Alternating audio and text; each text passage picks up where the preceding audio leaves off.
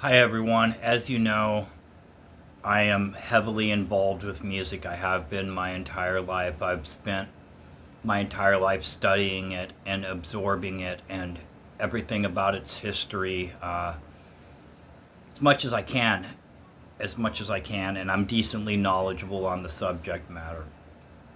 Recently, Charley Crockett is in a bit of controversy with people turning on him, and all because he spoke out about country music fans having a problem with Beyonce being a black woman doing country music, or other rap elements and other things being involved in country music. And he pointed out how if it wasn't for black artists, none of the music genres we listen to today would exist, and it's true.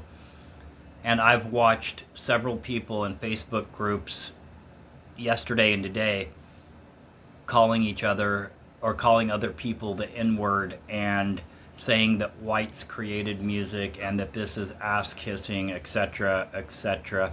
So we're going to lay it out real quick, and that is, if it wasn't for influences that came from Africa via the slaves and into our plantation fields, we would not have country, we would not have rock and roll, we would not have dance, we would not have anything that we have today.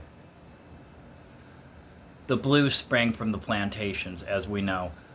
Blues, especially blues artists like Robert Johnson, created the groundwork for not only lyric-wise, but guitar and music-wise of what became rock and roll. Robert Johnson wasn't the only one, but he is a pioneer and the most influential artist of all time, which he happens to be black, one step away, one generation away from slavery.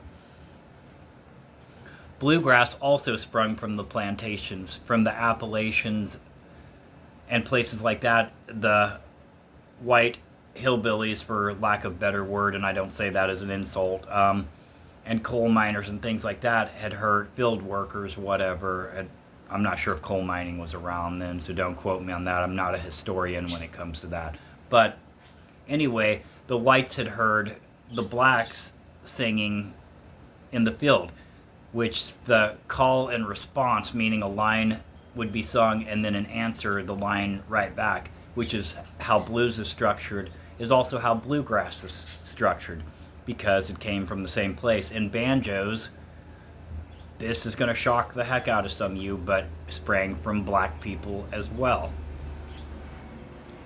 As the blues artists also created the blues scale that we play by today as guitarists, ukulele players, and several other instruments. There is no American music without the black artists that came first. And to say otherwise is not only show an ignorance of the history of music, but it's a chosen ignorance. You know what I mean? It's racism and ignorance together. And honestly, it's not even ignorance, because ignorance means you don't know any better. The truth is this is chosen racism and chosen stupidity. And music has no place for it. Music is about freedom. Music is about artistic freedom, about personal freedom. It always has been, it always will be. If you're closed-minded or a racist or a sexist, you have no place in music, and no self-respecting artist or music fan or musician is going to take you serious. And even if you just got into modern history, most of what came after the 60s, rock-wise, guitar-wise, was because of blues. The blues rock explosion of the 60s and 70s, the Rolling Stones, John Mayall, Jimi Hendrix, you might have heard of him. Anyway, I could go on, and we could lay this out into an 8-hour video, and they would still argue about it, so it doesn't matter. But what I want to say during this is, we also live in a time where we turn on artists for saying things that don't match a racist view or a chosen ignorant view of things. Charley Crockett is an amazing artist. I love Charley Crockett. He's one of the best out there, songwriting-wise, performance-wise, and style-wise, and class as a person. He is above most of the rest. So Charley Crockett, we applaud you. And we back you 100%. You're represented in my record collection. And now you're represented definitely in my heart as a wonderful person. So thank you.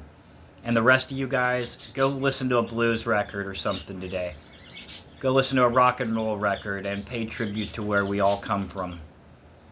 Thank you very much. Have a great day. Take care of yourselves. Take care of each other. Do not let music history be erased.